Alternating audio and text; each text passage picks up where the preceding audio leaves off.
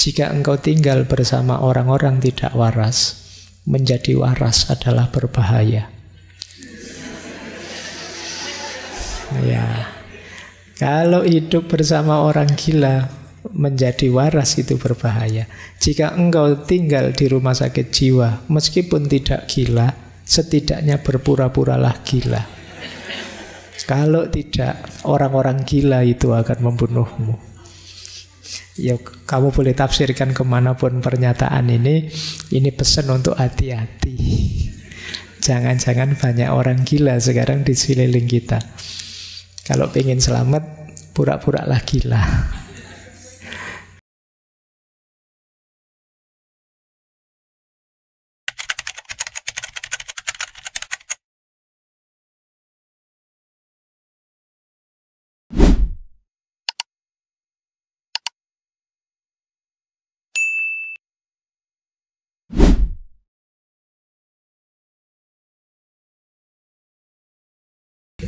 Assalamualaikum warahmatullahi wabarakatuh. Bismillahirrahmanirrahim. Alhamdulillahi rabbil alamin. Wa bihi nasta'inu ala umurid dunya waddin. Allahumma salli wa sallim wa barik ala habibina wa syafi'ina Sayyidina wa maulana Muhammadin wa ala alihi wa ashabihi wa man tabi'ahum bi ihsanin ila yaumiddin. Amma ba'du. Bismillah, mari kita belajar lagi ya. Kita membahas cinta agak dalam ya. Mohon maaf kalau nanti rasanya kok sangat jauh Pak dengan tipe yang semacam ini. Makanya temanya cinta yang coraknya spiritual. Saya ambil dari banyak tradisi. Nanti kita puncai di sufismenya Hafidz Ash-Shirazi. Jadi ketemu wacana spiritual keislamannya di minggu terakhir. Kalau malam hari ini kita jelajahi dulu ya beberapa wawasan-wawasan. Malam hari ini kita temui beliau. Ini orang unik, kontroversial. Saya tidak tahu nanti teman-teman setuju atau tidak dengan gagasan-gagasan beliau. Kalau tentang cinta mungkin banyak setujunya, tapi beliau punya gagasan-gagasan lain yang mungkin tidak cocok dengan teman-teman. Tapi ya marilah kita jelajahi dulu, urusan setuju tidak setuju nanti. Beliau ini filosof mistikus asal dari India. Osho nama panggilan beliau. Kadang dipanggil juga Rajneesh Acharya. Rajneesh Acharya itu guru. Acharya itu guru yang tidak hanya paham, tapi juga sudah menjalankan dan sekarang ngajar. Itu acarya. Jadi kan banyak guru itu yang cuma paham saja, ilmunya dari buku saja terus disampaikan. Dia sendiri belum menjalankan, maka belum bisa disebut acarya. Sufi kok terus ngajar, itu mungkin levelnya kayak acarya ini. Nah, saya tidak berani bilang saya acarya. Ilmuku ilmu buku. Mungkin juga ilmu Google sebagian. Jadi ada acarya, beliau juga dipanggil Bhagwan, orang suci. Kalau Rajneesh itu juga nanti jadi nama alirannya, gerakannya. Yang ini juga kontroversial, baik di India maupun nanti ketika beliau pindah ke Amerika, termasuk saat balik lagi ke India. Ada banyak intrik-intrik, ada banyak kontroversi-kontroversi dalam baik gagasan-gagasan beliau maupun sejarah dari pergerakan beliau. Nah, ya silahkan teman-teman baca detailnya, boleh cari di Google. Osho atau Rajneesh. Tapi beliau ini Kalau di barat mempelopori tren baru, aliran baru yang nanti dikenal sebagai New Age. New Age itu spiritualitas baru. Secara umum biasanya New Age itu punya ciri spirituality without religion. Spirituality yes, religionnya no. No dalam arti lebih fokus pada spiritualitasnya, bukan formalisme agamanya. Itu kalau di barat namanya New Age. Osho ini nanti juga begitu. Gagasan-gagasan beliau itu macam-macam tradisi spiritual, barat dan timur. Ada Hinduisme, ada Buddhisme, Jainisme, Sufisme, mistik dari tradisi Kristen juga, dan banyak tradisi-tradisi termasuk Taoisme, Tantrisme. Kalau nanti teman-teman menjelajahi pikiran beliau, bau-baunya Nietzsche-nya ada, Sigmund Freud-nya ada. Cuma beliau ini kontroversi kalau di India karena ajaran-ajarannya dianggap nabrak moralitas Hindu. Begitu pindah ke Amerika, ajaran-ajarannya dianggap nabrak moralitas Kristen. Tapi memang prinsip dasar dari ajaran beliau adalah kebebasan spiritual. Jadi dasar kebebasan ini kan agak kontroversial karena manusia itu kecenderungannya keterikatan demi keterikatan. Kita itu kan mengidentifikasi diri kita sebagai bagian dari ikatan-ikatan tertentu. Nah, itu yang mau didobrak oleh Osho antara lain. Baik ya, semoga siap ya. Beliau ini kalau di India itu dipanggil, ini agak ledekan, yaitu guru sek. Unik ya. Kenapa? Beliau pernah nulis buku tentang seks yang itu sangat kontroversial. Karena di antara kebebasan yang ditawarkan oleh Osho adalah kebebasan seksual. Tapi nanti kita lihat, ada konsepnya sendiri. Meskipun ya kalau kita tidak biasa, kita akan kaget dengan konsep itu. Kalau di Amerika dikenal sebagai guru Rolls Royce. Karena beliau ini ceritanya kaya raya luar biasa, kemana-mana pakai Rolls Royce. Nyentrik, kalau pakai baju ya kayak baju orang kaya. Ini semacam sindiran. Dan ada ceritanya seorang muridnya yang ingin membelikan beliau mobil Rolls Royce itu, ingin dibelikan 365 mobil biar tiap hari bisa ganti kalau ingin pakai ya. Oke, itu beberapa kontroversi di Amerika. Akhirnya beliau ngalami juga ditangkap, dipenjara, kemudian dideportasi. Sampai kemudian balik lagi ke India, di sana mulai lagi dengan aktivitasnya. Tapi beliau meninggalnya agak muda, usia 58. Kelahiran 31, nanti meninggalnya 90. Ada yang bilang ya meninggalnya beliau ada konspirasinya juga. Baik, dan gagasan-gagasannya sampai hari ini luar biasa. Dicetak dalam banyak buku, tersebar di banyak organisasi, lembaga. Mungkin di Indonesia juga ada mungkin semacam organisasi-organisasi tertentu yang mengafiliasikan diri dengan ajaran-ajarannya Osho. Dan luas gagasannya, cuma malam hari ini kita bahas satu bagian saja, yaitu tentang cinta. Jangan minta saya bahas yang tadi ya, yang bagian seksnya. Saya tidak tahu, mungkin ngaji filsafat tidak jodoh dengan itu. Teman-teman mungkin banyak yang tidak tahu, ngaji filsafat itu sesi keberapa dulu kita pernah membahas tentang Kama Sutra. Mungkin tidak diizinkan sehingga rekamannya gagal.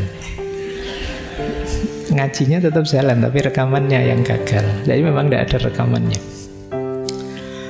Baik, ya berarti mungkin sama Allah kalian dianggap belum cukup umur untuk ngaji itu. Oke ya, karena nanti di antara ajarannya Osho itu kan ada namanya ajaran tantra, tantrisme, yang di antara jalan spiritual ada yang lewat aktivitas seksual. Bukan tidak harus dimaknai seks bebas, tapi aktivitas seksual itu bagian dari apa ya, kalau bahasa Islam mungkin ibadah. Jadi jangan berhenti hanya pada rutinitas fisiknya. Anggap itu sesuatu yang sakral, yang bisa mengantarkan kita ke ranah spiritual. Jadi ada pemaknaan-pemaknaan yang mendalam terhadap aktivitas itu. Baik, bismillah ya, kita mulai biar karena materinya agak panjang. Yuk. Saya buka dengan kalimatnya Osho. Tidak ada cinta yang biasa. Cinta itu tidak mungkin biasa-biasa saja. Kalau biasa-biasa maka itu bukan cinta. Menyebut cinta sebagai hal biasa berarti salah memahami seluruh fenomena cinta. Cinta tidak pernah biasa. Cinta selalu luar biasa dan selalu spiritual. Itulah bedanya menyukai dan mencintai. Suka bersifat material dan cinta bersifat spiritual. Ini ada dua ide di quotes ini. Yang pertama, cinta itu pasti luar biasa. Orang yang sedang mencintai, orang yang sedang meluap-luap dalam cinta, dia bisa merasakan luar biasanya cinta. Meskipun bagi yang tidak ngalami, rasanya biasa saja. Tapi itu luar biasa bagi yang alami. Kadang-kadang kan kita agak nyinyir, misalnya lihat teman kita dengan pasangannya, alah gitu saja kok. Tapi itu luar biasa bagi yang ngalami. Kalau rasanya biasa-biasa, di situ kata Osho mungkin belum cinta. Gimana kamu rasanya jatuh cinta? Alah biasa, ternyata tidak istimewa-istimewa amat, mungkin ya belum cinta. Dia pengalaman yang pasti luar biasa dan tidak sekedar suka. Kalau masih hanya sekedar suka, berarti masih materi. Kalau masih materi belum cinta. Cinta itu spiritual, ke dalam, kerohanian. Kalau masih berhenti di fisikal, di materi, cantiknya, kayanya, enak diajak ngomongnya, itu masih mungkin masih suka saja. Belum ada unsur spiritualnya. Cinta itu ada unsur spiritualnya, ada unsur rohaniahnya. Nanti uraian sampai belakang itu berhubungan dengan spiritual. Baik, jadi selamat bagi yang sedang jatuh cinta, Anda luar biasa. Bagi yang tidak, ya semoga segera. Ya, oke ya. Terus ini juga quote, saya buka dengan dua quote ini dulu sebelum ke teorinya ya. Orang bilang cinta itu buta karena tidak tahu apa itu cinta. Kukatakan kepadamu, hanya cinta yang punya mata. Selain cinta justru semuanya buta. Dunia ini kacau karena orang, kalau mungkin teman-teman sering mendengar ustadz atau ulama bilang, mari kita memandang segala di sekeliling kita dengan ainur rohmah, dengan mata cinta, mata kasih sayang. Disitulah akan terbuka bagi kita indahnya dunia, indahnya manusia, luar biasanya apapun yang terjadi di sekeliling kita. Itu namanya ainur rohmah. Itulah sejatinya melihat. Selama ini mungkin kita melihat sekeliling itu dengan pandangan ambisi, kadang dengan pandangan kebencian, kadang dengan pandangan ego. Bukan ainur rohmah, bukan pandangan yang penuh cinta. Apalagi era kampanye seperti hari ini. isinya pandangan kita itu banyak bencinya. Melihat apapun, apalagi kubu yang berbeda. Kadang-kadang hidup, isi pikiran kita itu kan persaingan, keunggulan, kemenangan. Gimana caranya saya nomor satu, yang lain belakangan saja, gimana cara. Itu isi pikiran kita itu. Maka ya cara pandang kita bukan cara pandang cinta, bukan ainur rohmah tadi. Ya seperti kalimatnya Maulana Jalaluddin Rumi, kita itu sering melihat manusia hanya casingnya. Kita tidak melihat di balik casing. Kalau di balik casing itu ada taman yang indah, kata Rumi. Yang itu bisa kita akses hanya dengan mata cinta, hanya dengan ainur rohmah. Ilustrasi sederhananya, kalau kalian sedang jatuh cinta, itu kan pasanganmu yang sedang kamu cintai, itu kan rasanya cantiknya luar biasa, tampannya luar biasa, indah luar biasa. Meskipun bagi teman yang sekelilingmu biasa saja.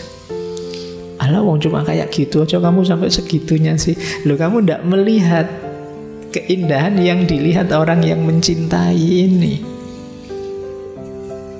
Maka kalau ingin hidupmu serba indah, pakailah kacamata namanya ainur rohmah tadi. Mata yang penuh kasih sayang. Ketika melihat manusia, kamu lihat kebalik dirinya. Di balik diri manusia itu ada banyak ayat-ayat yang indah. Bahkan ada wa nafakha fihi min ruhi, unsur ilahiyah di dalamnya yang maha indah. Cuma kita tidak akan bisa melihat itu kalau mata kita mata persaingan, mata iri, mata benci, mata ingin menaklukkan. Itulah yang membuat kata Osho, hanya cinta yang melihat, yang lain semuanya buta. Baik, kita lanjutkan ya. Oke, lumayan dapat 2 quotes. Sekarang kita lanjutkan ke teorinya. Nah, ini teorinya. Menurut Osho, cinta itu ada 3 dimensinya. Kalau teman-teman sedang hidup dalam cinta, coba perhatikan ada di level cinta yang mana yang sedang teman-teman rasakan sekarang. Ada dimensi kebinatangan, ada dimensi kemanusiaan, ada dimensi ketuhanan. Tema kita cinta spiritual itu yang tema dimensi ketuhanan. Dimensi kebinatangan itu berkaitan dengan kebutuhan biologis, tarikan-tarikan hasrat nafsu. Kata Osho, normal kita punya itu, punya nafsu, punya keinginan. Tapi jangan berhenti di dimensi kebinatangan ini. Kenapa berhenti di dimensi kebinatangan? Jatuhnya kita hanya ingin enak saja. Kita hanya ingin nyaman saja. Kita jadikan yang kita cintai sebagai alat kita untuk memenuhi keinginan dan kebutuhan kita. Cinta yang berhenti di dimensi kebinatangan jatuhnya eksploitatif. Jadi jatuhnya memperbudak. Kata Osho, posesif. Kamu hanya milikku, tugasmu menggembirakanku, memenuhi keinginanku. Pokoknya segala kepentinganku harus terpenuhi dengan kehadiranmu. Nah, ini level kebinatangan. Yang kedua, level kemanusiaan. Kalau ini yang kita rasakan selama ini. Kalau yang pertama tadi kebutuhan biologis, kalau ini kebutuhan psikologis. Kita sama-sama saling butuh, kita sama-sama ingin menggembirakan, saling menguntungkan, membebaskan, tidak posesif. Nah, ini dimensi kemanusiaan. Cinta yang saling berbagi, saling setara. Ini dimensi kemanusiaan. Nah, jadi semacam kebalikannya yang biologis. Kalau ini saling membebaskan, engkau jadi dirimu, aku jadi diriku, dan kita saling mendukung dalam kebersamaan kita. Oke, terus ya. Yang ketiga, dimensi ketuhanan. Kalau di dimensi ketuhanan ini sifatnya eksistensial. Tidak lagi melihat aku berhubungan dengan siapa, siapa yang aku cintai dan siapa yang tidak aku cintai. Dalam dimensi ketuhanan itu, aku sudah berubah jadi cinta itu sendiri. Pribadiku sudah jadi pribadi seorang yang pecinta. Kalau di nomor 1, nomor 2 cinta itu jenisnya masih hubungan. Tapi di nomor 3 tidak. Jadi fokus yang nomor 3 itu bagaimana membentuk diri kita jadi pribadi penuh cinta. Terhadap apapun, sikap kita, perilaku kita itu perilaku mencintai. Ini cinta di dimensi ketuhanan. Kita menjelma jadi seorang pecinta. Orang yang menjelma jadi seorang pecinta itu ketemu apapun, mode dan modusnya adalah modus mencintai. Modus mencintai itu ya modus ingin memberikan yang terbaik pada siapapun yang ada di hadapanku, di posisi apapun, di peran apapun. Ini cinta level ketuhanan. Diri kita sudah berubah jadi cinta itu sendiri. Makanya kata Osho, kalau masih jenisnya hubungan, yang masih milih-milih aku mencintaimu dan aku tidak mencintai dia, ini masih belum di level ketuhanan. Kalau sudah level ketuhanan itu siapapun kita cintai. Sama seperti Allah itu kan siapapun hambanya. Ada yang mukmin, ada yang kafir, semuanya dicintai. Semuanya ditunggu untuk kembali.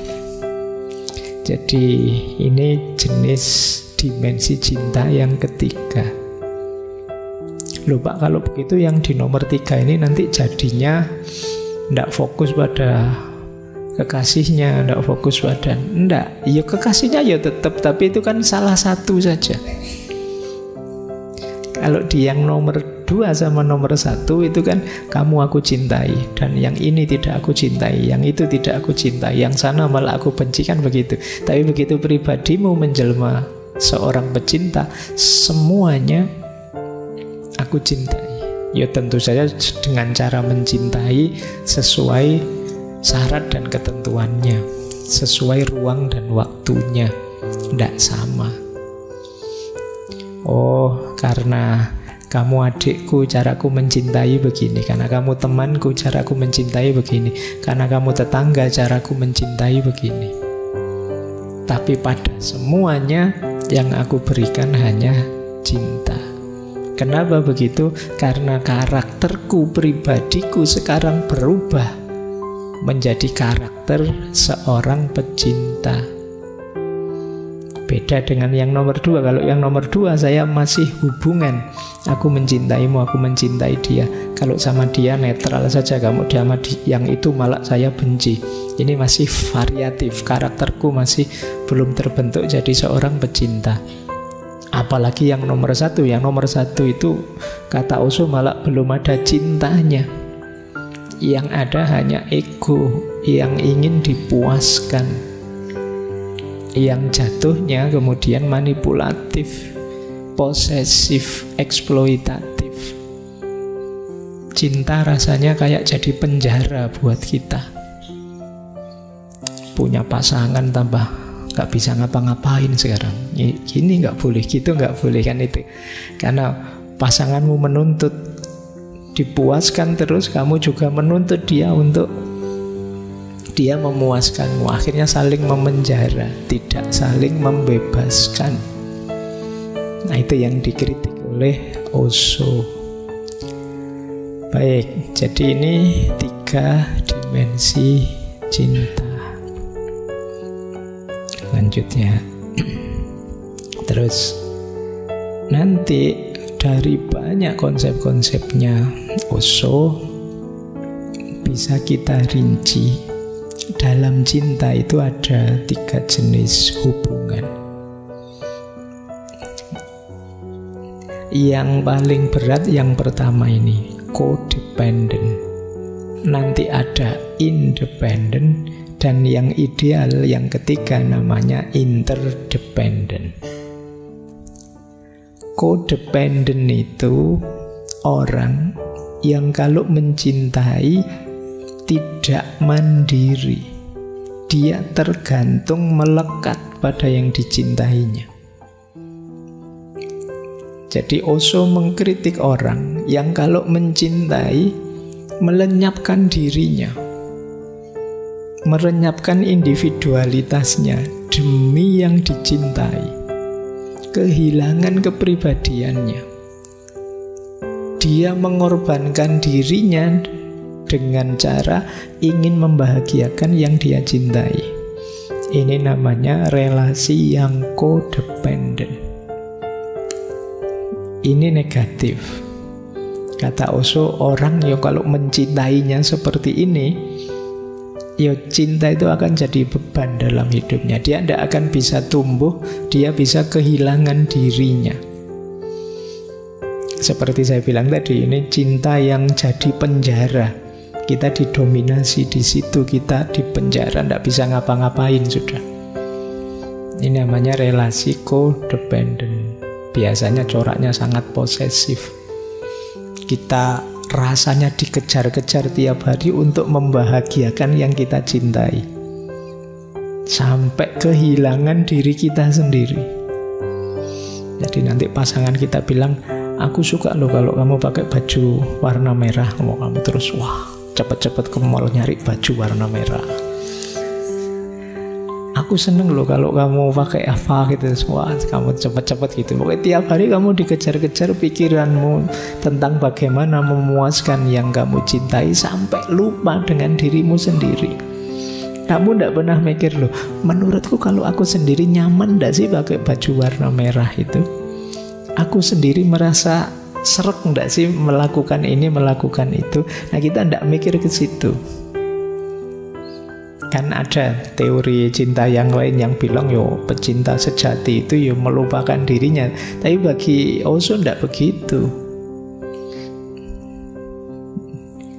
Jadi justru cinta yang codependent ini cinta yang lemah, bukan cinta yang sejati. Cirinya apa kodependensi itu? Biasanya tidak tegas, lemah. Kalau ditanya apa-apa, kamu maunya apa? Ah, terserah kamu saja. Pingin apa? Terserah saja. Padahal ya, ini mau, ya ndak apa-apa, maulah. Itu mau, ya ndak apa-apa, mau. Itu kan. Pokoknya terserah lah, kamu pingin apa, aku ikut saja. Nah, ini justru menyusahkan semuanya. Jadi kamu ndak punya pendirian, kamu lemah. Kamu ndak jadi dirimu, padahal mungkin kamu ndak suka, kamu ndak senang. Kemudian biasanya terus komunikasinya tidak sehat, satu arah. Jadi ada yang mendominasi dalam hubungan. Yang satu ingin menyenangkan yang lain saja. Kemudian ada yang diam-diam merasa berkorban. Aku sudah korban macam-macam loh untukmu. Apa yang sudah tidak kuberikan padamu? Aku sudah kehilangan waktu kuliah, teman-temanku lulus, aku belum demi dirimu. Aku sudah... Diam-diam kamu menghitung sendiri itu, bahwa kamu sudah banyak berkorban.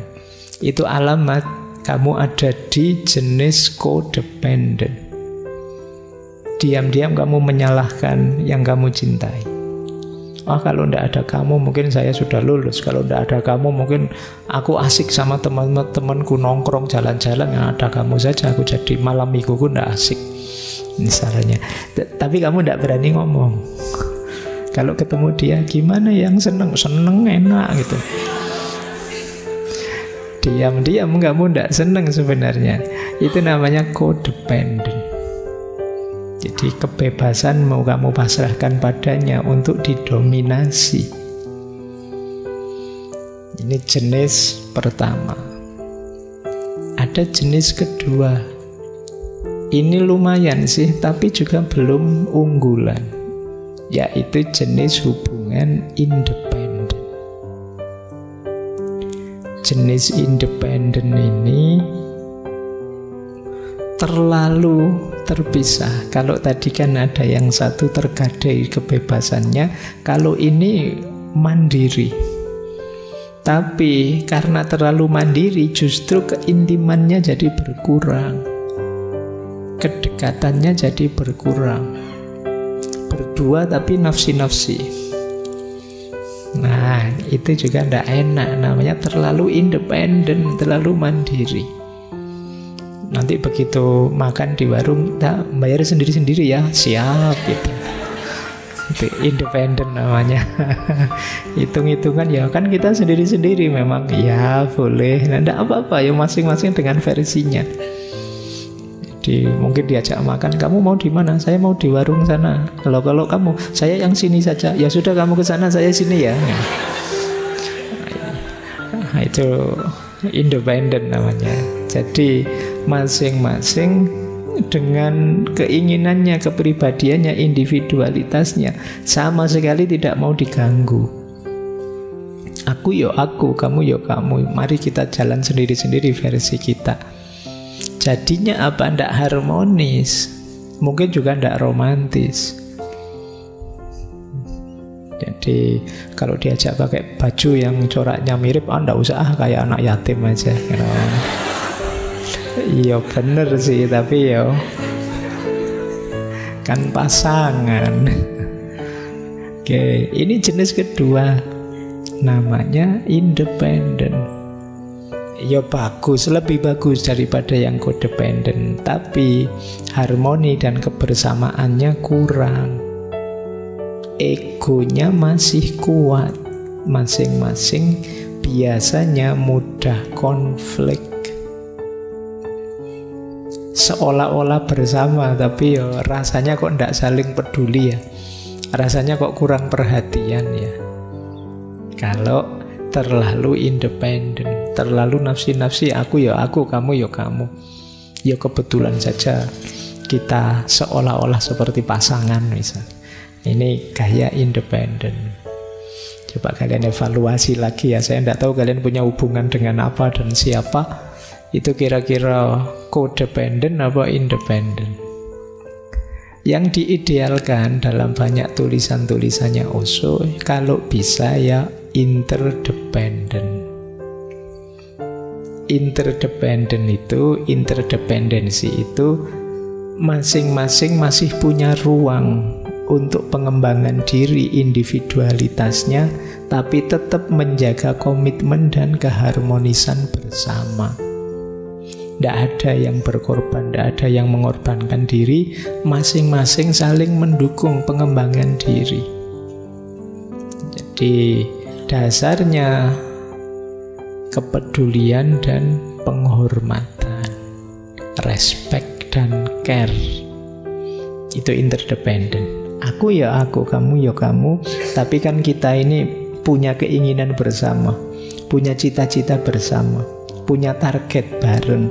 Yuk saling bernegosiasi, saling membantu, saling menguatkan, saling berkomitmen. Oh, ini namanya interdependent. Cirinya apa interdependent itu? Tahu batasnya masing-masing. Itu ciri pertama sudah. Jadi, oh ya, yuk kita bersama sih, tapi aku tahu yang bagian itu privasimu, monggo kamu dengan privasimu. Sampai di titik ini saya tidak mau ikut campur, itu sudah pilihanmu. Nah, ini namanya tahu batasnya. Meskipun tetap peduli, kok tiba-tiba pilihannya ngaco, ya saya ingatkan. Kemudian komunikasinya aktif. Jadi komunikasinya sehat. Tidak saling cuek, tidak diem-dieman atau ngotot-ngototan ingin mendominasi. Saling menghormati, menerima tanggung jawab. Siaplah kalau memang ada yang bisa saya bantu, saya bantu. Nah, itu namanya mau menerima tanggung jawab. Untuk pengembangan diri kita masing-masing, kalau aku bisa menyumbang apa, akan saya lakukan. Terus interdependent itu dasar dan cirinya lagi kepercayaan. Saling percaya.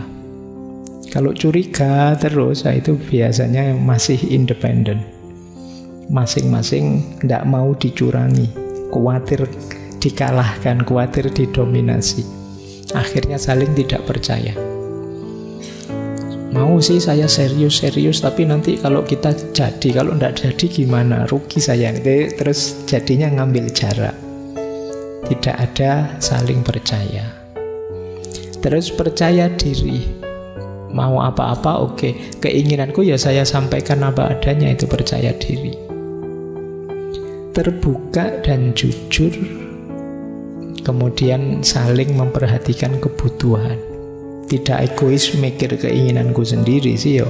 Sambil, oh kalau dia gimana, kira-kira begini. Kalau mungkin dia tersinggung ya ndak usah. Oh dia ndak cocok yang gitu ya ndak usah. Itu namanya saling memperhatikan kebutuhan satu sama lain. Itu yang disebut interdependent. Nah, jadi dari 3 ini ya silahkan teman-teman mengevaluasi ya. Jenis hubungan dengan siapa saja, bisa saja dengan orang tua, bisa saja dengan saudara, dengan teman sekelas, dengan sahabat. Kalian itu codependent apa terlalu independen, apa sudah ideal di level interdependent. Baik, kita lanjutkan lagi. Nah, sebelum kita mencintai keluar, kata Osho, kita harus mencintai diri kita sendiri. Ini dasarnya sudah. Tidak mungkin kita bisa mencintai yang di luar diri kita kalau kita belum mencintai diri kita. Kata Osho, jika seseorang tidak bisa mencintai dirinya sendiri, dia juga tidak bisa mencintai orang lain. Seorang pria yang mencintai dirinya sendiri mengambil langkah pertama menuju cinta sejati. Ibarat melempar kerikil ke dalam danau yang sunyi, riak melingkar pertama akan muncul di sekitar kerikil, sangat dekat dengan kerikil tersebut. Dan kemudian riak itu akan terus menyebar hingga mencapai pantai terjauh. Jika engkau menghentikan riak yang muncul di dekat kerikil, tidak akan ada riak lain sama sekali. Jadi kalau kita melemparkan batu ke sungai yang airnya tenang, itu kan nanti ada buletan gelombangnya.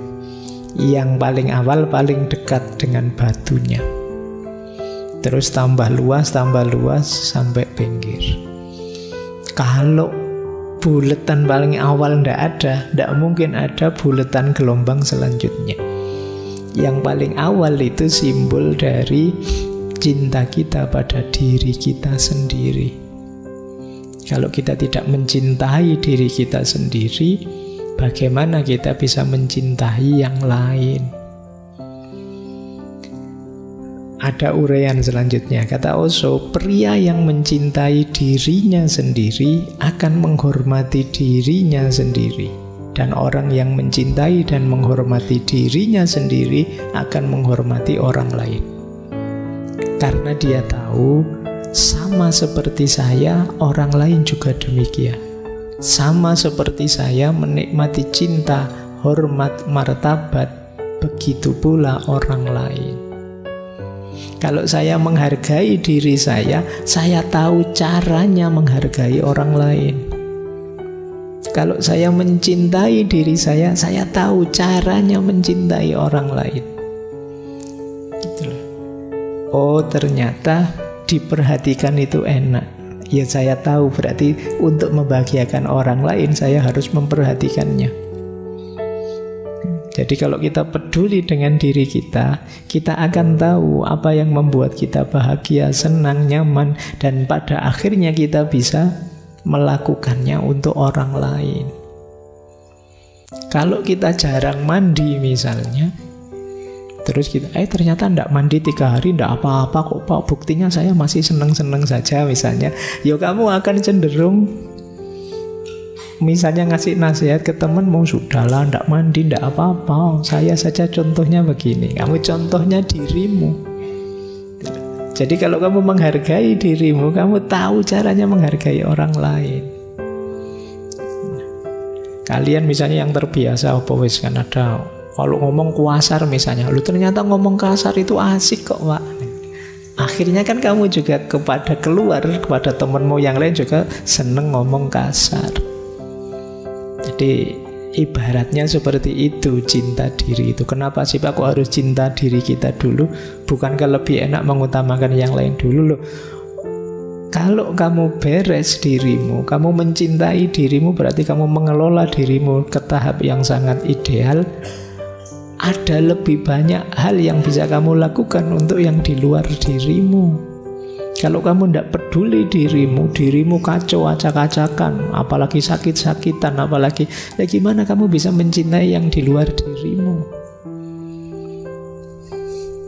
Kamu sakit misalnya batuk misalnya, kamu tidak peduli kesehatanmu. Akhirnya saya batuk tidak apa-apa, yang penting yang saya cintai bahagia. Gimana bisa bahagia tiap kali deket kamu batuk? Nanti dia ya malah nutup mulutnya kan. Aduh, kamu disuruh pulang, pulang aja. Tidak jadi mesra, malah penyakit. Ya kamu tidak mencintai dirimu. Ngomong juga begitu. Kalau kamu seneng ngomong kasar, ya mungkin tidak kerasan orang di sekelilingmu. Itulah dasarnya. Jadi sebelum kita mencintai yang di luar diri, ayo mencintai diri kita sendiri dulu. Ngopeni diri kita, itu amanat pertamanya di situ. Maka kata Osho itu yang paragraf ketiga itu menarik. Sokrates berkata, kenali dirimu. Buddha berkata, cintai dirimu. Kata Osho, Buddha jauh lebih benar. Kenapa? Karena jika kamu tidak mencintai dirimu sendiri, kamu tidak akan mengenal dirimu sendiri. Pengetahuan hanya akan muncul kemudian, cinta yang mempersiapkan landasannya. Kalau kita mencintai diri kita, maka kita akan bisa mengenali diri kita lebih dalam. Tidak bisa ujuk-ujuk mengenali. Cinta harus jadi landasannya. Maka ya Sokrates benar sih, tapi Buddha lebih benar, kata Osho. Karena mencintai diri akan jadi landasan kita memahami diri kita lebih tepat, lebih benar. Itulah mengapa dasarnya cinta itu self-love, cinta diri. Baik, yuk kita lanjutkan. Terus, cinta itu menurut Osho sudah ada dalam diri kita. Tidak usah kamu cari kemana-mana. Kualitas, karakter, sifat, kemampuan mencintai itu kita sudah bisa. Hanya saja tertimbun oleh banyak hal dalam diri kita, oleh ego kita, oleh ambisi kita, dan lain sebagainya.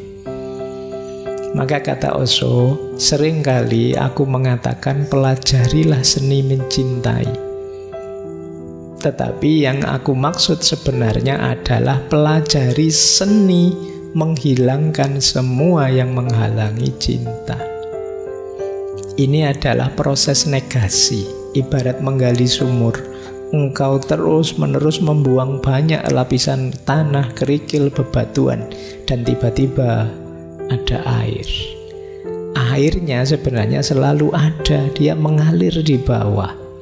Setelah engkau menghilangkan semua penghalang, air tersedia. Begitu juga dengan cinta. Cinta adalah arus bawah dari keberadaanmu. Memang sudah mengalir, tapi masih banyak bebatuan, banyak lapisan tanah yang harus disingkirkan. Jadi tidak usah khawatir, Pak, saya itu tidak pinter mencintai, Pak, saya itu semua orang pasti bisa. Buktinya kalau kamu jatuh cinta, ya tiba-tiba bisa bikin puisi, tiba-tiba pinter nulis puisi patah hati dan lain sebagainya. Jadi kita bisa kok. Yang penakut kalau jatuh cinta tiba-tiba jadi berani. Yang biasanya kalau ngomong kaku tiba-tiba bisa ngerayu, bisa gombal. Tiba-tiba bisa basa-basi, tiba-tiba bisa menyapa. Itu dasarnya cinta. Kita bisa kok sebenarnya. Hanya saja selama ini banyak tertimbun oleh macam-macam. Mungkin oleh ego, mungkin oleh gengsi, mungkin oleh ambisi, mungkin oleh cita-cita yang tidak perlu dan lain sebagainya. Berarti tugas kita apa? Yuk bersih-bersih diri ini terhadap hal yang tidak penting, biar cintanya bisa muncul keluar. Mungkin ada banyak kebencian dalam diri kita, yuk kita sisihkan, kita singkirkan. Mungkin ada banyak iri, mungkin ada banyak dengki, mungkin ada banyak dendam. Itu kita singkirkan semua. Pada akhirnya cintalah yang akan muncul. Di situ kita akan menjadi pribadi yang mencintai. Jadi prosesnya bukan latihan mencintai. Pak, saya tak latihan caranya gombal gimana caranya. Nggak usah, kamu sudah otomatis bisa kalau itu. Gimana ya Pak caranya peduli? Loh, kalau kamu cinta beneran otomatis muncul kepedulian. Tapi nggak bisa, Pak, saya rasanya sudah jatuh cinta tapi kok nggak bisa peduli, ya belum cinta berarti. Itu gerakan otomatis sudah ada di bawah kesadaranmu. Jadi jalannya berarti apa? Bersihkan. Mungkin kamu belum cinta, masih pamrih-pamrih, masih dagang, masih negosiasi dengan yang kamu cintai. Kalau itu sudah murni cinta, otomatis kamu siap berkorban, otomatis kamu peduli, otomatis kamu ingin membahagiakan. Itulah kata Osho. Terus ini loh antara lain yang sering menutupi cinta kita. Kata Osho, apa yang engkau sebut cinta seringkali bukan cinta. Apa yang engkau sebut cinta itu mungkin banyak hal lain, tapi bukan cinta.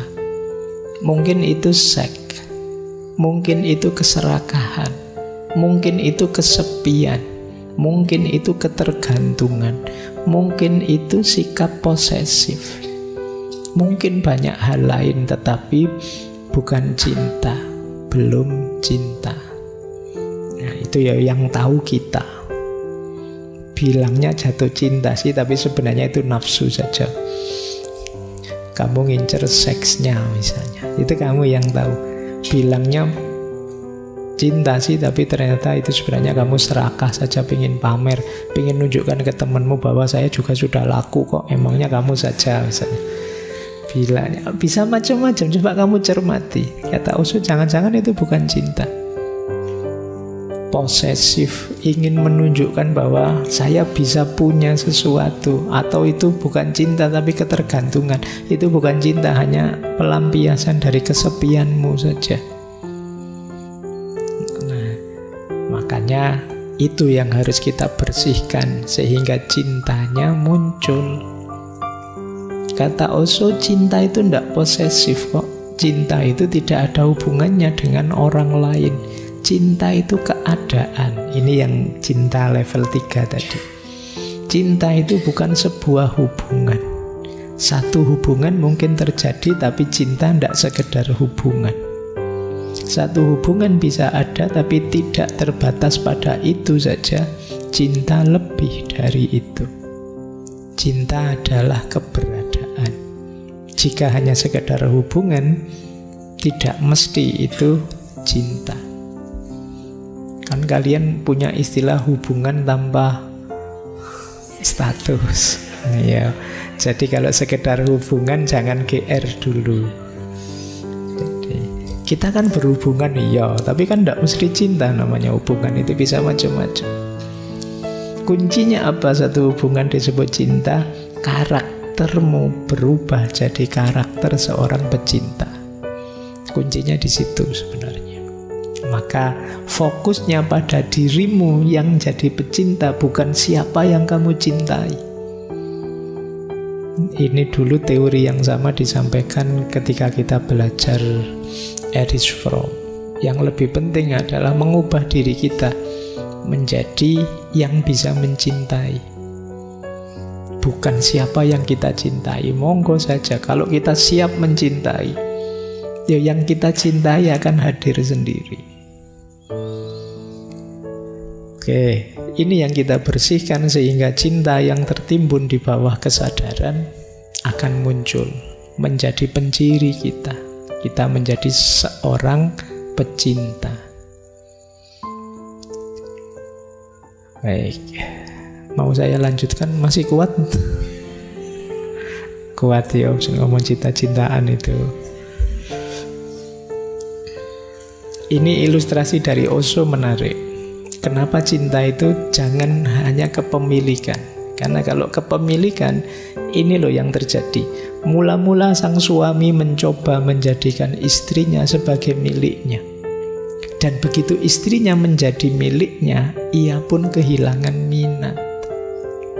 Wong sudah dapat mau apa? Ya kan? Itu yang terjadi. Makanya jauhan. Kan banyak yang bilang, sudah menikah terus gegeran itu. Dulu kelihatan apa, sekarang lihat apa. Kan kita begitu. Lu dulu belum dapat, makanya dikejar-kejar. Sekarang sudah dapat, sudah dinikah. Selesai tantangannya. Kehilangan minat, tidak menantang lagi. Oh, ini yang sering jadi masalah. Kok bisa begitu, Pak? Karena cinta dimaknai sekedar kepemilikan. Kepemilikan itu kalau sudah dimiliki kan selesai. Kalau kata Ki Ageng Surya Mentaram, manusia itu ingin sesuatu. Kalau sudah diperoleh, mulur keinginannya. Tidak mungkin selesai di situ. Kalau sudah diposes, sudah dimiliki, ya dia ingin miliki yang lain. Jadi jangan memaknai cinta hanya sebagai kepemilikan. Itu kan banyak yang tanya ke saya, Pak, cinta harus memiliki enggak, Pak? Iya, boleh saja cinta itu memiliki, tapi jangan dimaknai cinta sekedar kepemilikan. Kalau tidak, ceritanya seperti itu. Jadi begitu istrinya menjadi miliknya, dia kehilangan minat. Kata Osho, ada logika tersembunyi di baliknya. Karena puncak kepentingannya adalah memiliki, sekarang semuanya sudah selesai. Dan dia ingin mencoba wanita lain sehingga dia dapat melakukan perjalanan untuk kepemilikan lagi, nyari tantangan baru. Makanya kan kadang-kadang banyak, ini gimana sih orang ini sudah nikah, istrinya ya cantik, keluarganya rasanya baik-baik saja, ya kaya, kok ya mau-maunya nyari yang lain, selingkuh. Selingkuhannya lebih di bawahnya lagi. Ya mungkin itu bagian dari tantangan baru. Karena yang di rumah sudah selesai. Kelirunya di mana? Pemaknaanmu terhadap cinta hanya sebagai kepemilikan. Ya kepemilikan ya kalau sudah dimiliki sudah. Yuk, semakin banyak kepemilikannya ya nanti semakin kaya kan. Sederhananya kan begitu. Wong manusia itu kalau urusan kepemilikan kan kata Al-Quran, alhaakumut takasur. Jadi tidak ada berhentinya. Ingin lebih lagi, ingin lebih lagi. Baik, maka ya kalimat ilustrasi ini menegaskan ndak, cinta jangan hanya dimaknai sekedar posesif, kepemilikan. Lanjut. Osho juga menjelaskan cinta yang dewasa. Cinta itu tanda orang sudah dewasa. Cinta yang dewasa, kata Osho, manusia menjadi dewasa saat dia mulai mencintai, bukan saat dia mulai membutuhkan sesuatu. Titik tekannya agak berbeda. Yang pertama, penekanannya pada bagaimana mendapatkan lebih banyak. Yang kedua, penekanannya pada bagaimana memberi lebih banyak dan memberi tanpa syarat. Inilah pertumbuhan atau kedewasaan. Orang dewasa itu berarti bagi Osho, coba dilihat dia bisa mencintai enggak? Mencintai itu berarti sudah rela berkorban, rela memberi tanpa syarat enggak? Kalau teman-teman sudah bisa melakukan ini berarti sudah dewasa. Kalau hanya ingin meraih untuk memenuhi keinginan egois kita, itu sebenarnya menunjukkan kita belum dewasa. Jadi tidak sekedar akalnya jalan. Kalau akalnya jalan masih egois, ya belum dewasa sebenarnya. Ukuran dewasa itu, kata Osho, bisa mencintai. Jadi tidak mencari untuk kepentinganku, tapi berbagi pada yang lain. Orang kok sudah rela berbagi pada sesamanya, pada yang lain, berarti ini kan mencintai namanya, dia sudah dewasa. Tapi kalau hidupnya masih sibuk mengejar ini, mengejar itu untuk kesenangannya sendiri saja, dia belum dewasa, masih anak-anak. Nah, kalian boleh ngitung ya, dirimu sudah dewasa atau belum. Jadi tidak sekedar dihitung dari sudah sunat apa belum, usianya berapa, enggak. Kalau di Osho sudah bisa berbagi apa belum. Kalau belum, ya belum dewasa. Nah, orang dewasa itu cirinya bisa memberi. Baik, jadi cinta berarti tanda kedewasaan seseorang.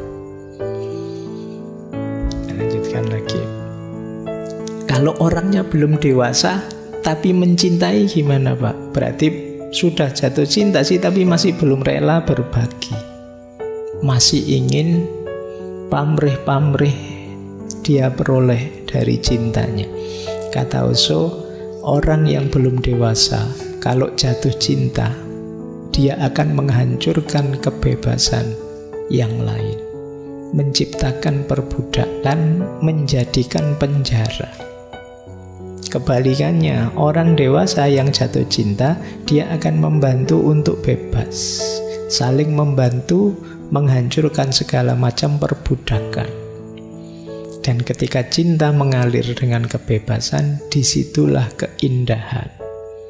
Namun kalau cinta mengalir dengan ketergantungan, disitulah keburukan.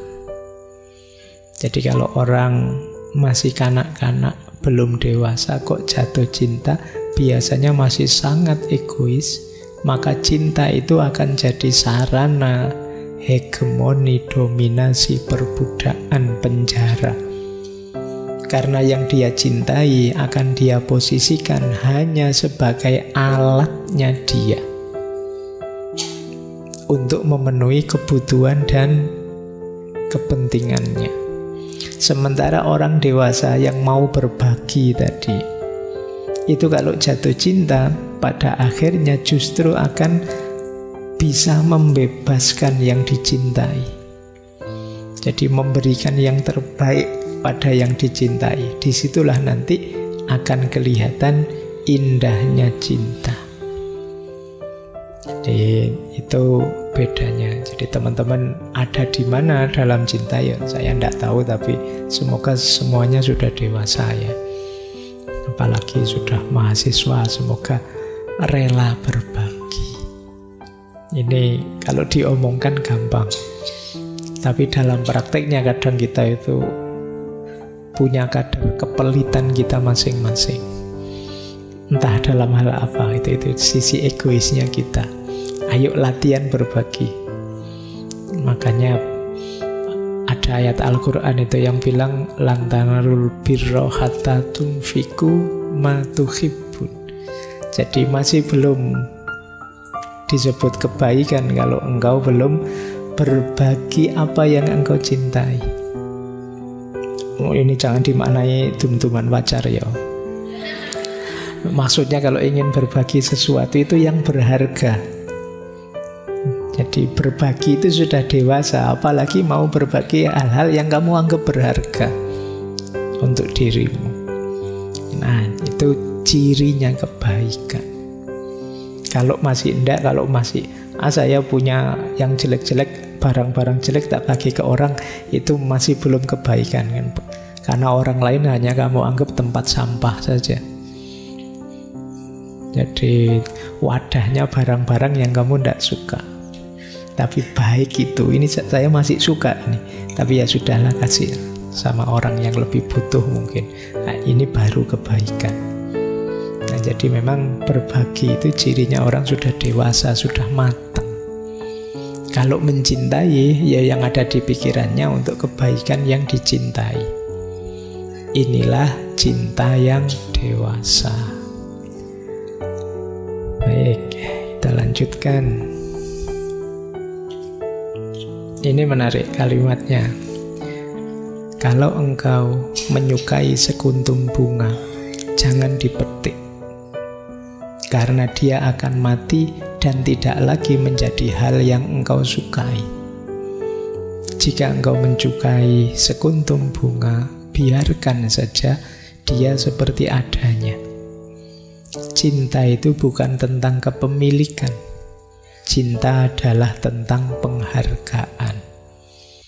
Nah, ini sekalian ngertilah maksudnya ya. Kalau ketemu ini hubungannya dengan posesif tadi. Kita itu cenderung ingin mengambil, memetiknya hanya untuk kepentingan kita. Padahal kalau sudah jadi milik kita, itu kita tidak tertantang lagi. Karena dia akan kita ubah sesuai keinginan kita, tidak seperti dirinya semula sebelumnya. Padahal yang kita sukai, kita cintai itu dia yang sebelumnya tadi. Sekarang kita ubah dia sesuai keinginan kita karena jadi milik kita. Maka jangan heran pada akhirnya kamu sendiri merasa, kemana dulu rasa yang ada ini kok sekarang pergi? Karena engkau yang mengubahnya sendiri. Jadi kalau ada sekuntum bunga, kamu senang, jangan dipetik. Kalau dipetik, kamu bawa ke kamar, kamu tidak akan senang lagi dengan bunga itu. Karena tadi kamu kagumi bunga itu, ditangkainya seperti dia apa adanya. Ini ilustrasi dari tadi loh, bagaimana kita menghargai cinta. Tidak sekedar ingin memiliki. Justru indahnya ketika kita biarkan dia seperti adanya. Itu yang disebut cinta itu membebaskan. Jadi prinsip dasarnya memang freedom, kebebasan. Baik. Nah, ini menarik, ada satu teori dari Osho. Cinta yang sejati itu justru kesediaan untuk sendiri. Ini menarik ya. Kita kan selama ini pokoknya hidup mati berdua kemana-mana bareng. Tapi Osho kebalikannya, enggak. Orang yang benar-benar mencintai itu justru orang yang siap sendiri. Demi apa? Demi kebebasanmu, demi kebahagiaanmu. Dan orang yang siap sendirilah yang dia akan bisa berbagi. Tadi kan cirinya yang dewasa berbagi. Siap sendiri bukan berarti ndak jadi nyari pasangan, Pak. Ndak begitu maksudnya. Jadi siap sendiri itu kata Osho, kebenaran eksistensial hanya orang yang mampu menyendiri, yang mampu mencintai, berbagi dan menyelami inti terdalam cinta. Cinta bukan sebuah hubungan, cinta itu keadaan. Tidak ada hubungannya dengan orang lain. Seseorang tidak sedang jatuh cinta, orang itulah cinta itu. Tentu saja ketika seseorang sedang jatuh cinta, memang dia jatuh cinta, ya itulah hasilnya. Jadi kita berubah jadi cinta, kok tiba-tiba memang ada lawan jenis yang kita cintai, yaitu efeknya. Tapi tidak hanya dia yang kita cintai, semua juga kita cintai. Nah, kadang-kadang justru dalam cinta itu kita siap menyendiri jadi diri kita untuk bisa berbagi lebih banyak pada yang kita cintai. Jadi ini mirip nanti kayak dulu di Khalil Gibran, bahwa cinta itu justru yang kuat seperti tiang-tiang, ya kayak tiang-tiang masjid, tiang-tiang bangunan. Dia tidak boleh terlalu rapat, kurang kuat bangunannya. Biarkan berdiri sendiri di posisinya masing-masing sebagai dirinya sendiri. Justru ketika tidak terlalu rapat akan lebih kuat. Tiang itu kalau sebanyak ini tiang terus dikumpulkan yang tengah, ambruk masjidnya. Tapi kalau biarkan berdiri di posisinya dengan karakter dan fungsinya, justru lebih kuat. Itu yang disebut kesediaan untuk sendiri.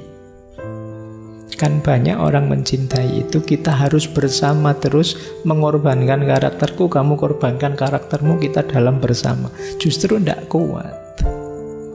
Biarlah masing-masing dalam keunikan kita sendiri, itu yang dimaksud kesediaan untuk sendiri.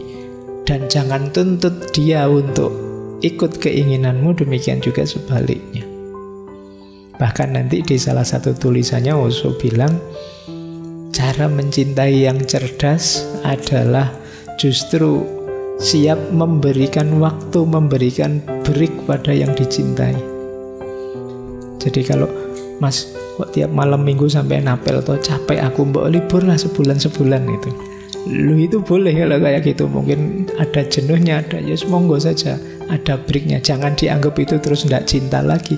Justru mungkin disitulah akan kelihatan buktinya dari cinta, bahwa aku siap melakukan apapun demi dirimu, aku siap berbagi apapun. Itu di antara yang disampaikan oleh Osho. Nah, ini yang rame, yang sering kalian komplain ya. Sejak tadi kan kalimat-kalimat yang rasanya ini kalimatnya anak-anak yang bucin semua tadi ya. Budak cinta. Coba perhatikan ureanya Osho itu ya tentang budak cinta. Ketika saya berkata, jadilah budak cinta, yang saya maksud bukan untuk menjadi pelayan orang yang Anda cintai. Bukan, tidak sama sekali. Saya tidak mengatakan untuk menjadi pelayan seorang kekasih. Maksudku jadilah pelayannya cinta. Gagasan murni tentang cintalah yang harus dilayani. Kekasihmu hanyalah salah satu wujud dari gagasan murni itu, dan seluruh keberadaan tidak mengandung apapun kecuali jutaan manifestasi gagasan murni itu. Bunga, bulan, kekasihmu, anakmu, ibumu, ayahmu, semuanya adalah wujud gelombang di lautan cinta.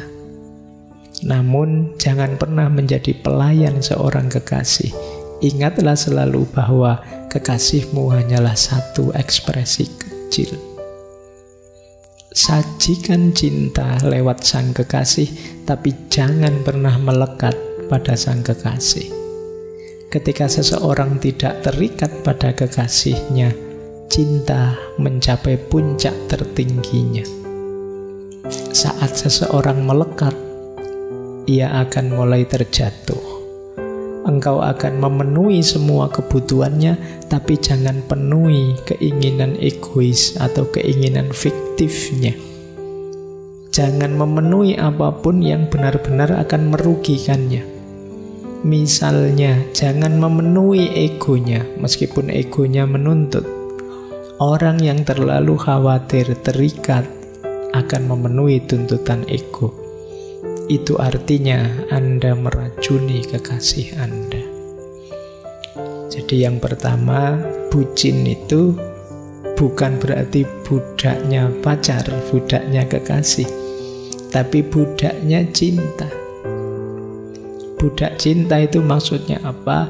Mari kita jadikan cinta sebagai bahan pertimbangan cara pandang kita, cara hidup kita. Seperti saya bilang tadi, memutuskan apapun, melihat apapun, pertimbangannya cinta. Itulah yang disebut bucin, budaknya cinta, pelayannya cinta, kata Osho. Dan ini ya memang tidak terbatas di kekasih, tapi juga teman, orang tua, saudara, anak, tetangga, semua saja adalah yang mendapatkan perlakuan layanan cinta dari kita. Bahkan kalau tentang yang kita cintai, yang kekasih kita tadi, tidak selalu keinginannya kita layani. Kadang-kadang ada permintaan-permintaan egois yang justru menghancurkan dia. Kalau kita turuti saja, sebenarnya kita sedang meracuninya. Jadi misalnya kalian dimintai bantuan, Mas aku lagi males bikin skripsi, kamu yang bikinin ya. Oke siap. Lo yang kuliah siapa, yang bikin skripsi siapa. Jadi ini bagi saya jenis-jenis meracuni itu tadi.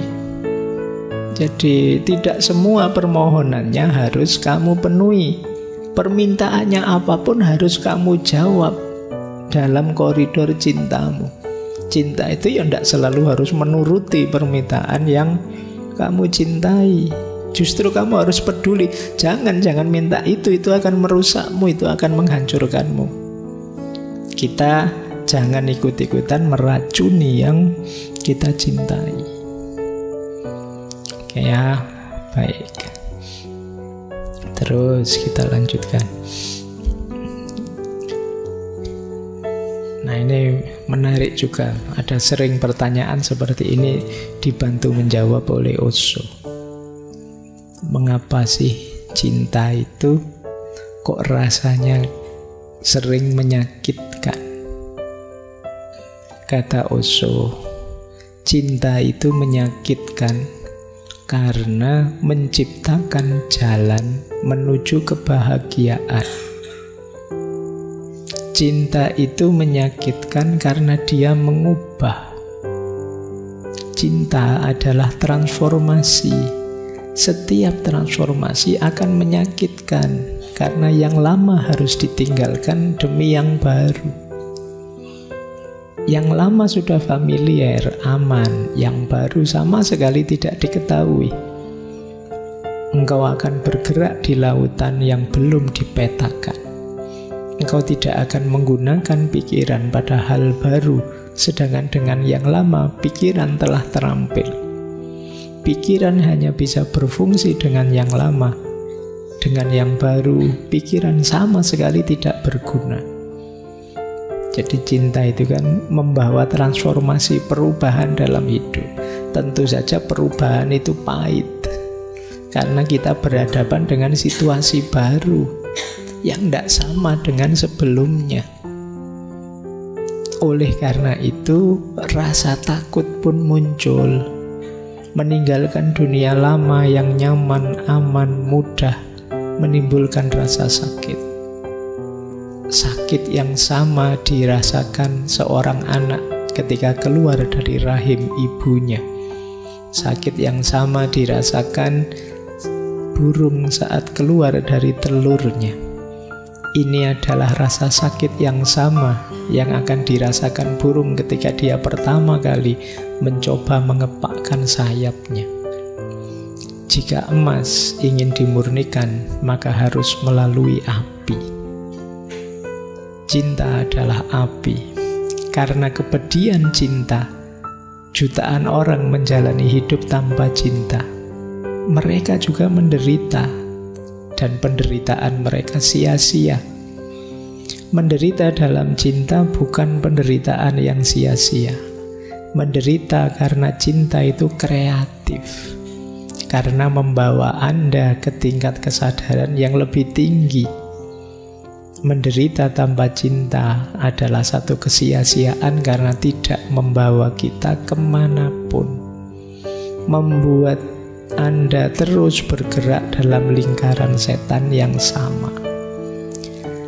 Jadi cinta itu membawa perubahan besar dalam hidup kita. Cinta itu memurnikan kita, menyucikan kita. Ego-ego kita dibersihkan. Itu yang membuat tidak nyaman. Biasanya kita mengejar kesenangan, kenyamanan kita. Sekarang berubah. Kita dituntut untuk peduli, untuk perhatian, untuk tidak sekedar mencari kesenangan kita sendiri. Itulah yang menyakitkan memang. Mau apa-apa, pengen santai-santai, baru berbaring sebentar di WA. Terpaksa baca WA karena kalau telat bales 3 menit urusannya bisa panjang. Itu kan ini menyakitkan. Harus capek-capek peduli, mikir, dan lain sebagainya. Ya contohnya tidak hanya dengan pasangan, bisa dengan anak, bisa dengan sahabat, bisa dengan orang tua, bisa dengan siapa saja yang kita cintai. Itu kan mengubah kita, mentransformasi diri kita. Memang prosesnya menyakitkan, tapi sakit yang kreatif. Sakit yang menciptakan diri kita jadi manusia yang lebih baik. Jadi manfaatnya kembali ke kita. Disitulah pentingnya kita menguatkan diri menahan sakitnya cinta. Mungkin ada yang begitu dapat pasangan kelihatan tambah kurus gitu, mikir macam-macam tiap hari. Itu beratnya cinta itu di situ. Wis pokoknya kamu ndak kopen sudah akhirnya. Tapi jiwamu tumbuh seperti emas, ilustrasinya Osho kan. Emas itu ya kalau ingin lebih banyak manfaatnya, ingin lebih murni, dia harus ditempa dalam api. Menyakitkan, tapi setelah itu akan jadi sangat berharga.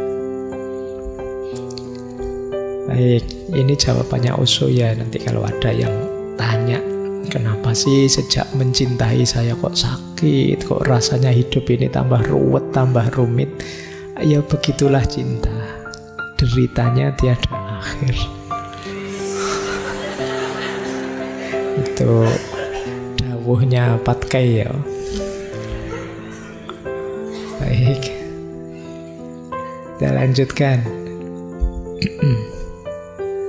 Nah ini menarik, kata Osho, ini sisi religiusnya. Cinta juga akan membawa kita kepada Tuhan. Bagaimana ceritanya? Itu kalimatnya Osho. Kekasih, aku mencintaimu. Cinta adalah pesanku. Biarlah itu menjadi pesanmu juga. Cinta adalah warna dan iklimku. Bagiku, cinta adalah satu-satunya agama. Yang lainnya hanya sampah. Yang lainnya hanya mimpi yang menggetarkan pikiran. Cinta adalah satu-satunya hal penting dalam hidup. Yang lainnya hanya ilusi. Biarkan cinta tumbuh dalam dirimu, dan Tuhan akan hadir dengan sendirinya. Jika engkau merindukan cinta, engkau akan merindukan Tuhan dan segalanya. Mereka yang mengenal cinta pasti mengenal Tuhan, namun tidak sebaliknya. Mereka yang hanya berpikir tentang Tuhan dan berfilsafat tentang Tuhan mungkin tidak pernah tahu tentang cinta dan juga tidak akan pernah tahu tentang Tuhan. Jadi mencintai adalah jalan untuk sampai pada Tuhan. Kalau versinya Osho, ya mungkin bisa kita geser sedikit ke pendapatnya Imam Ghazali. Kalau teman-teman membaca Kimia Sa'adah, di situ beliau menjelaskan ketika kita mencintai apapun, coba kita dalami sekalian cinta itu, dan dalam aspek terdalamnya cinta, di situ kita akan ketemu cinta ilahiyah, cinta pada Tuhan. Misalnya, kalau teman-teman cintanya pada yang cantik-cantik, yang ganteng-ganteng, yang indah-indah, loh itu kalau kita teruskan sampai ketemu puncaknya cantik dan indah, yang maha indah itu kan Allah, Tuhan. Jadi cinta pada keindahan akan membawa kita pada Allah. Kalau kita cinta yang kuat-kuat, yang gagah, yang punya kekuasaan, mungkin ada yang senang jabatan, itu kan cinta kekuasaan. Kalau kita lanjutkan sampai dalam dengan refleksi kontemplasi, bukankah puncaknya yang maha kuasa adalah Tuhan, adalah Allah? Kalau kita senang dengan orang baik, saya cinta padamu karena kamu baik. Loh itu kalau kita sadari lebih dalam, orang yang hanya membuat kebaikan sedikit saja pada kita, kita bisa jatuh cinta padanya. Apa kita lupa Allah yang maha baik pada kita? Jadi ini ilustrasi dari Imam Ghazali. Sederhananya bahwa lewat jalan cinta itu kita bisa sampai pada Allah. Kalau di Osho kan tadi lebih ekstrim. Orang yang mengenal cinta akan mengenal Tuhan. Tapi orang yang sekedar memikirkan Tuhan pasti tidak akan ketemu cinta, dan kemungkinan juga tidak akan ketemu Tuhan. Kenapa? Pikiran itu terbatas. Banyak filosof-filosof yang menggunakan akalnya untuk membuktikan Tuhan, pada akhirnya tidak ketemu, dan terus kesimpulannya jadi ateis. Ada jawaban menarik, dulu pernah kita bahas, jawabannya presiden pertama kita Pak Soekarno itu. Satu ketika beliau ditanya, "Wahai Pak Presiden, sampean kan punya banyak anugerah doktor honoris causa karena kepandaiannya. Sampean yang punya banyak gelar doktor honoris causa itu apa masih percaya Tuhan? Buktinya apa? Kok masih percaya dengan Tuhan itu?" Jawabannya Pak Karno, "Saya tidak tahu buktinya apa adanya Tuhan itu, argumen apa yang pas untuk menjelaskan adanya Tuhan. Tapi beberapa pengalaman hidup saya mengindikasikan Tuhan memang ada. Kalau tanpa campur tangannya Tuhan, tidak mungkin peristiwa-peristiwa ini terjadi." Itu salah satu contoh. Jadi membuktikan Tuhan tidak hanya pakai akal, tapi dari pengalaman kita. Ada banyak yang tidak ngira ya tiba-tiba bisa melakukan itu. Kejadiannya bisa begitu. Misalnya seperti proklamasi kemerdekaan, itu kan sebenarnya Pak Karno tidak ingin hari itu memproklamasikannya, masih ingin mengurus beberapa hal lagi, tiba-tiba dipaksa oleh anak-anak muda, diculik, dipaksa. Loh ini kan yang kerja kuasanya Tuhan. Bahkan saya tidak ingin pun diseret-seret sampai ke titik itu. Itu tidak mungkin kebetulan. Ini contoh, salah satu contoh untuk menunjukkan bahwa pembuktian Tuhan ya tidak selalu dengan akal. Baik, kita lanjutkan ya. Nah ini terus ada nasihat-nasihat dari Osho. Yang pertama, kalau ini praktis ya untuk pasangan. Kalau tadi mungkin lebih universal cintanya, kalau ini untuk pasangan saja, cinta-cinta romantik. Pesannya Osho apa? Jangan mencari kesempurnaan. Orang mengira mereka bisa mencintai hanya jika menemukan pasangan yang layak. Omong kosong. Engkau tidak akan pernah menemukannya. Orang mengira mereka akan mencintai hanya jika mereka menemukan pria atau wanita sempurna. Omong kosong. Engkau tidak akan pernah menemukannya. Karena wanita sempurna dan pria sempurna tidak ada. Jika mereka ada, mereka tidak akan peduli dengan cintamu. Mereka tidak akan tertarik. Saya pernah mendengar tentang seorang pria yang tetap melajang sepanjang hidupnya karena dia mencari wanita yang sempurna. Ketika dia berusia 70 tahun, seseorang bertanya, "Engkau melakukan perjalanan dan bepergian dari New York ke Kathmandu, dari Kathmandu ke Roma, dari Roma ke London.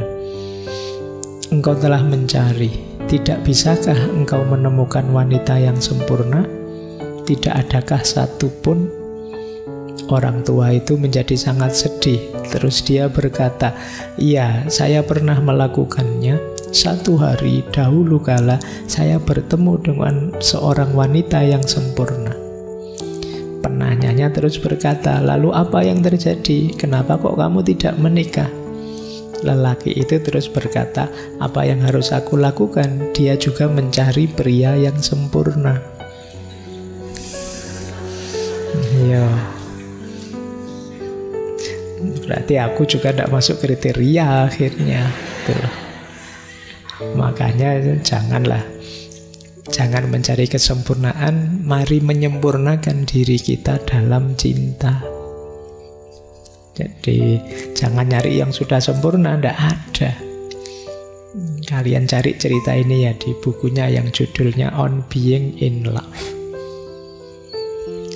Ada lagi nasihat selanjutnya. Nah, ini kalimat lanjutannya. Jika engkau mencintai seseorang, engkau menerima orang itu seutuhnya, dengan segala kekurangannya, segala keburukannya, dan segala kegagalannya. Jadi terima apa adanya, kemudian menyempurna bersama dalam cinta. Lanjut. Ini juga menarik kalimat beliau, nasihat beliau, jangan ganti-ganti pasangan. Ya, alasannya apa? Beliau punya ilustrasi sendiri. Jika engkau mencintai seseorang dan menjalani seluruh hidup bersamanya, keintiman yang besar akan tumbuh. Dan cinta akan memberikan wawasan yang lebih dalam dan lebih dalam kepadamu. Tidak mungkin engkau terlalu sering ganti-ganti pasangan. Ibaratnya, jika engkau terus memindah-mindah pohon dari satu tempat ke tempat lain, lalu ke tempat lain, maka ia tidak akan pernah berakar dimanapun. Untuk menumbuhkan akar, pohon harus tetap berada di satu tempat. Kemudian akan lebih dalam, kemudian akan lebih kuat. Keintiman itu baik dan tetap dalam satu komitmen itu indah, tapi kebutuhan dasarnya tetap cinta. Jika pohon berakar di tempat yang hanya terdapat bebatuan dan pohon tersebut mati, maka lebih baik pohon tersebut ditebang. Jangan bersikeras bahwa harus tetap di satu tempat. Tetaplah setia pada kehidupan, singkirkan pohon itu karena pohon itu sekarang bertentangan dengan kehidupan. Ini ada dua nasihatnya. Kedekatan itu penting. Oleh karena itu, untuk mengokohkan kedekatan, ya jangan sering gonta-ganti pasangan. Biarkan mantap kebersamaanmu. Tapi meskipun sudah sering bersama, pastikan dasarnya cinta. Lah kalau cintanya tidak ada, untuk apa kebersamaan itu? Jadi ini Dua nasihat ya mungkin agak berbeda. Yang satu jangan gonta-ganti, yang satu ganti saja. Ganti saja ketika apa? Tidak ada cinta di situ. Seperti pohon yang tumbuhnya di atas batu. Ya dia akan mati. Kalau sudah mati ya ditebang saja. Ngapain mati-matian bertahan di situ? Nah ini dua aspek ini sama-sama benar. Tergantung teman-teman nanti membaca dan menggunakannya secara pas untuk situasi teman-teman masing-masing. Kapan tidak mindah-mindah pohon, kapan menebang pohon. Karena jangan sampai keliru. Lagi-lagi dasarnya ya tetap cinta. Kalau cintanya tidak ada, ya ngapain? Baik. Nah, masih ada waktu sedikit, sekilas saja ya. Ini yang salah satu pandangan-pandangan beliau. Beliau nulis buku yang judulnya From Sex to Super Consciousness. Kata beliau begini, seks harus menjadi bagian dari kehidupan keagamaan Anda. Ia harus menjadi sesuatu yang sakral. Seks haruslah sesuatu yang tidak cabul, tidak pornografi. Jangan dikutuk, jangan ditindas, namun harus dihormati. Karena keberadaan kita lahir dari sana. Dia adalah sumber kehidupan kita. Mengutuk sumber kehidupan berarti mengutuk segalanya. Seks harus diangkat semakin tinggi hingga mencapai puncaknya, dan puncaknya adalah samadhi atau kesadaran super. Jadi ini ajaran ini ya kalau di Hindu namanya tantra. Di Jawa zaman dulu ada teori-teori yang jenis tantra atau tantrisme. Jadi jalan spiritualnya antara lain ya melalui hubungan seksual. Ya kalau di kita Islam kan memang apapun aktivitas termasuk hubungan seksual kan juga sakral. Jangan sembarangan, jangan dibikin main-main. Jadi justru kita harus naik kelas di situ. Bisa jadi bermakna ibadah aktivitas itu. Selama ini kata Osho yang keliru di kita adalah memposisikan yang sakral kita maknai sebagai yang negatif. Terus di situ ada represi-represi yang kadang-kadang terus muncul karena ada represi, muncul anomali-anomali termasuk pornografi, seks bebas dan lain sebagainya. Jadi keprihatinan dia di situ. Makanya nanti di banyak uraiannya prosesnya harus seperti itu. Diawali dari passion, kemudian berkembang lebih tinggi jadi love, pada puncaknya ada compassion. Passion itu gairah, nafsu, kesenangan, kesukaan, itu passion. Jangan berhenti di passion. Kalian harus naik kelas pada love, cinta. Ini yang kemanusiaan tadi. Kalau bisa, ya kamu naiklah jadi compassion. Ini mirip yang pertama tadi loh. Kalau kita berhenti di yang pertama, kita berhenti di kebinatangan. Ayo naik kelas ke kemanusiaan. Kalau sudah masuk ke nilai kemanusiaan, tidak sekedar urusan hubungan seksual, tapi urusan cinta dan kebersamaan dengan segala nilainya. Kalau bisa ya naik kelas ke level tertinggi compassion. Compassion itu kasih sayang. Kita yang menjelma dalam karakter cinta. Apa saja kita cintai.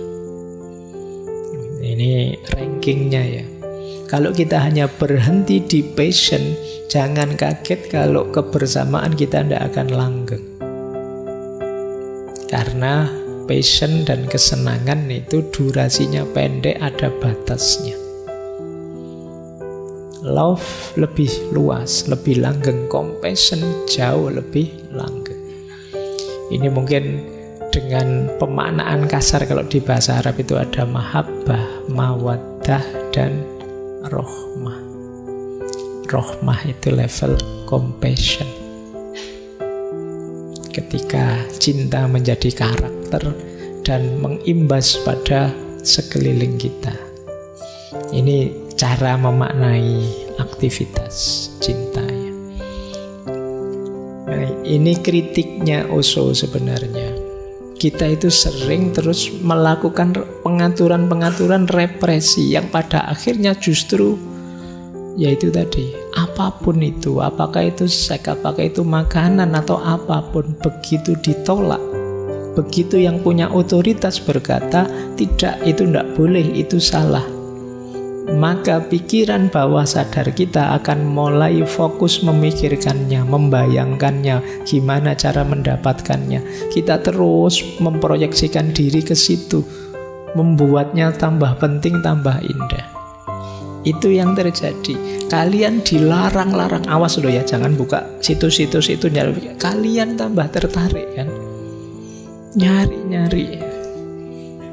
90% HP-nya yang ada di sini mungkin pernah dipakai buka itu. Itu karakternya pikiran kita. Ketika terlalu direpresi, justru dia penasaran. Wah, kayak kalian misalnya nanti kalau selesai ngaji, ini ndak usah dibuka ya, bawah meja ini jangan dilihat, tolong ya, semua saja itu. Oh, kamu tambah penasaran kan, kamu tadinya ndak pingin nengok sama sekali, begitu saya bilang begitu kamu penasaran, ada apa kok ndak boleh dilihat. Nah, karakter pikiran begitu direpresi justru dia tambah heboh. Wah, itu yang terjadi dengan seks, dengan makanan, kata Osho begitu. Ya saya banyak lah, saya punya pengalaman beberapa teman itu ya awalnya sih anak soleh, pesantren, begitu kuliah punya pacar, wah lebih heboh daripada yang semula anak biasa-biasa. Kenapa bisa begitu? Ya mungkin ada represi-represi yang dia anggap belenggu.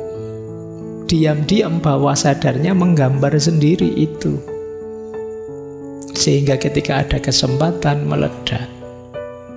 Nah, kita harus hati-hati ya, strategi melarang, strategi untuk mencegah itu jangan sampai salah strategi sehingga justru bisa meledak belakangnya. Itu karakter bawah sadar manusia harus kita pelajari. Kadang-kadang dilarang itu terus kita lebih penasaran nyari strategi baru agar larangan itu. Kominfo itu memblokiri situs-situs itu sudah mungkin jutaan situs, tapi yo hari ini diblokir 5, besok muncul 10. Dan itu yang terjadi. Kalian kan juga begitu, ngerti wae carane pokoknya. Diblokir lo mas, oh ada begini pak caranya, itu ngerti terus. Itu karakternya pikiran. Oke ya, jadi penting nanti kita perhatikan aspek ini, termasuk ini kan penting untuk kita kan sering menyarankan pendidikan seks yang tepat, yang cocok, yaitu harus nyambung dengan pemahaman tentang psikologi, tentang karakter dan lain sebagainya. Tidak sekedar apa yang boleh, apa yang tidak bolehnya, yaitu pasti, cuma kan strategi pelarangannya juga harus pas. Nah, ini menarik. Ini saya kutipkan bantahannya Osho ya terhadap tuduhannya orang. Sering terjadi seperti ini. Kalau orang sudah tidak suka, Osho bilang begini, orang-orang yang menyebut saya guru seks, itu sebenarnya merekalah yang terobsesi dengan seks. Saya tidak bicara tentang seks lebih dari yang saya bicarakan tentang meditasi, cinta, Tuhan, doa. Namun tampaknya tak seorang pun tertarik pada Tuhan, cinta, meditasi, doa. Begitu saya ngomong tentang seks, mereka langsung menyerbunya. Ya kan, kalau sudah ngomong ke situ, itu kan semuanya tertarik. Kan kamu sering pakai istilah pemersatu bangsa. Nah ya, pokoknya kalau ada gitu-gitu pemersatu bangsanya itulah. Partai apa saja kamu milih 01, 02, kalau bagian itu kita kompak bersatu. Nah itu begitu ngomong itu langsung diserbu sama. Dan itu disindir oleh Osho. Dari 300 buku saya, hanya 1 buku yang membahas tentang seks. Dan itu pun tidak secara keseluruhan. Judul bukunya ya tadi, From Sex to Super Consciousness. Permulaannya memang berkaitan dengan seks, tapi pada akhirnya lebih dalam menuju kesadaran super, menuju samadhi. Nah, itulah buku yang telah menjangkau jutaan orang. Ini fenomena yang aneh. Buku-buku saya yang lain tidak menjangkau banyak orang. Hanya buku seks tadi, sehingga dia terus disebut guru seks. Tidak ada satupun orang Hindu, orang suci Zen, Mahatma di India yang belum membacanya. Buku itu telah didiskusikan, dikritik, dianalisis, dikomentari dengan segala cara yang mungkin. Banyak buku telah ditulis menentangnya. Seolah-olah hanya itulah satu-satunya buku yang saya tulis. Mengapa begitu banyak tekanan? Karena orang-orang terobsesi dengan seks, khususnya orang-orang beragama. Karena banyak represi-represi, tekanan-tekanan. Ya ini salah satu jawaban saja kalau ada yang tanya, Pak spiritualis kok fokus ke situ? Lalu dia bahas banyak, ini hanya salah satunya. Cuma ya itu tadi kan, yang bisa mempersatukan kita kan kalau sudah urusan itu. Fokus ngumpul di situ semua. Baik, ini bagian-bagian terakhir saya kutipkan ya beberapa. Sebenarnya kalimatnya menarik.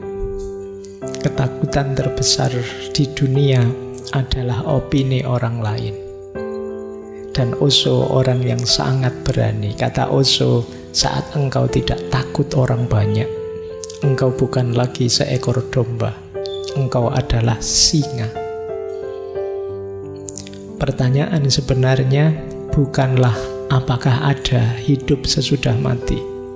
Pertanyaan sejati adalah apakah engkau sudah hidup sebelum kematianmu? Karena banyak orang yang sampai dia mati masih belum hidup yang sejati. Rasakan hidup dengan segala cara yang mungkin. Baik buruk, pahit manis, gelap terang, musim panas, musim dingin. Rasakan semua dualitas. Jangan takut dengan pengalaman, karena semakin banyak pengalaman yang engkau miliki, semakin dewasa dirimu. Terakhir, ini mungkin jadi pengingat kita era-era belakangan ini. Jika engkau tinggal bersama orang-orang tidak waras, menjadi waras adalah berbahaya. Ya, kalau hidup bersama orang gila, menjadi waras itu berbahaya. Jika engkau tinggal di rumah sakit jiwa, meskipun tidak gila, setidaknya berpura-puralah gila. Kalau tidak, orang-orang gila itu akan membunuhmu.